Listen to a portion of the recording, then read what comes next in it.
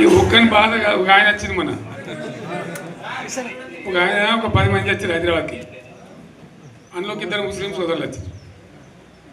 साहब सोब तबाह हो गया, इफलासी मुफलसी बच्चों क्या दबे हो गया. तुम्हारा क्या हुआ बहन, तुम्हारा क्या हो, तुम हैदराबाद में तुम लोग हैं. मेरा कारोबार है साहब, मेरा छोटा मोटा कारोबार है, होटल भी है. 70% गिर गया. हर कोई पूछ रहे, हर कोई केसीआर को याद कर रहा है सामान. వాళ్ళు మాట్లాడుతున్నారు. ఎక్కడ ప్రతి ఒక్కరు భూముల ధరలు పోయినాయి, మన్ను పోయినాయి, మసాలా అన్ని పోయినాయి.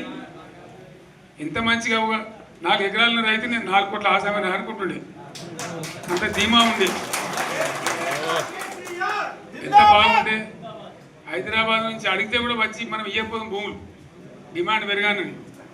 అంత బ్రహ్మాండంగా మారుమూల ప్రాంతంలో కూడా 40 లక్షలు 50 లక్షలు ఎకరానికి ఉండే. అటువంటిది సగానికి సగం పడిపోయి మొత్తం నాశనం చేసింది. వీళ్ళు ఇట్లే వదిలిపెడితే ఇంకింత నాశనం అవుతుంది. కాబట్టి మనం కొట్లాడాల్సిందే.